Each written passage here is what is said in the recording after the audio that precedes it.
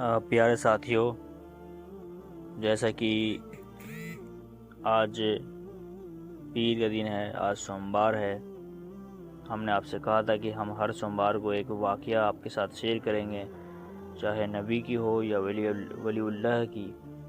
تو آج ہم ایک ایسے ولی کی واقعہ شیئر کریں گے آپ کے ساتھ جس کو نبی صلی اللہ علیہ وسلم نے شیئر کیا ہے۔ یہ اسلام سے آنے کے پہلے کی واقعہ ہے۔ ایک شخص تھے جن کا نام زریز تھا۔ آج کا جو موضوع ہے وہ یہ ہے کہ ماں کی نافرمانی کی سزا، اللہ کے ولی کا عبرتناک واقعہ۔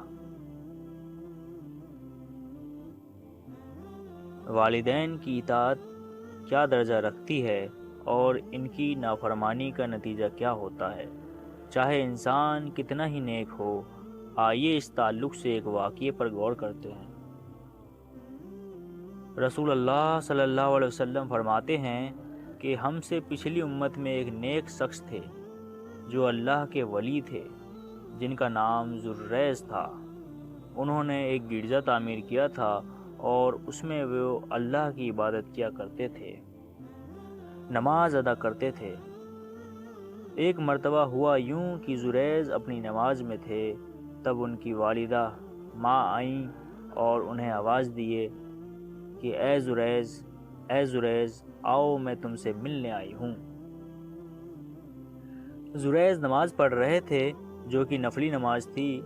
انہوں نے سوچا کہ نماز مکمل کر کے ہی والدہ سے جا کر مل لیتا ہوں، لیکن نماز ختم ہونے تک والدہ ناراض ہو کر چلی گئی۔ پھر دوسری مرتبہ یہی ہوا۔ اس بار بھی والدہ نے آواز دی، اے زریز میں ملنا چاہتی ہوں تم سے۔ زریز پھر اپنی نماز میں لگے ہوئے، سوچا کہ اپنی نماز مکمل کر لیتا ہوں اور پھر جا کر مل لوں گا۔ تیسری مرتبہ بھی یہی ہوا۔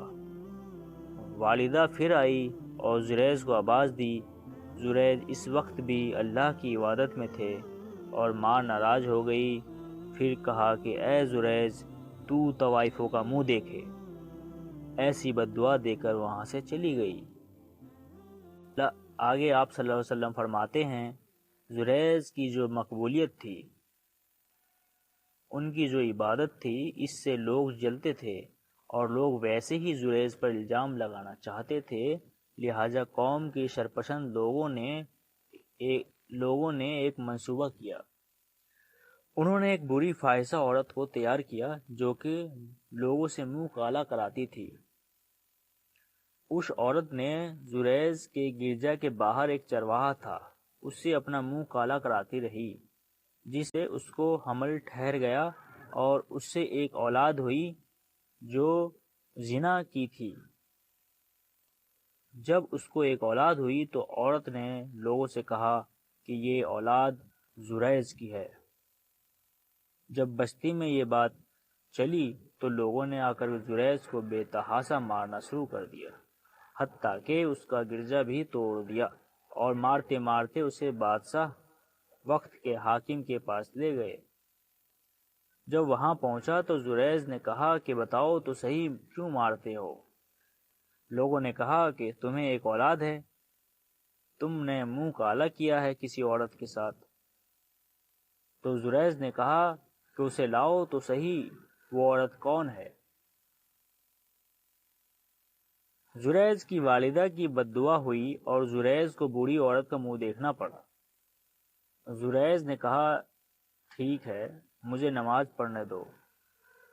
انہوں نے 2 رکعت نماز پڑھی اور اس کے بعد زریز نے اس لڑکے سے کہا، اے لڑکے بتا تیرا باپ کون ہے؟ اللہ رب العزت نے اس لڑکے کو زبان دی اور اس نے کہا کہ میرا باپ وہ چرواہا ہے۔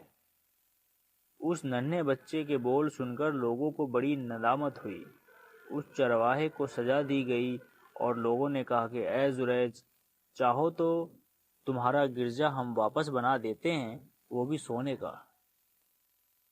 زریز نے کہا کہ نہیں، سونے کا نہیں، مجھے جیسا تھا ویسا ہی بنا کر دے دو۔ اس سے ہمیں کیا سبق ملتی ہے؟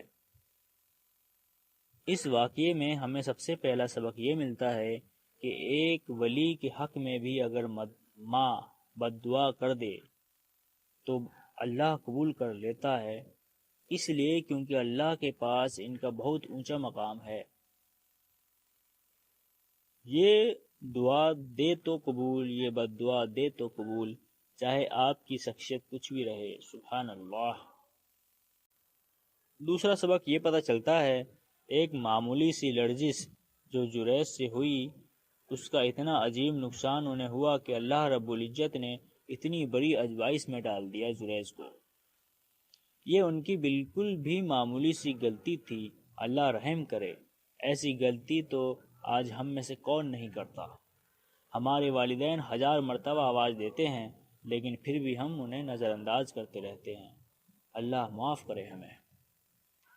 اس واقعے سے تیسرا اور اہم سبق جو ہمیں ملتا ہے وہ یہ ہے نفل عبادت پر والدین کی خدمت کو ترجیح دینا چاہیے۔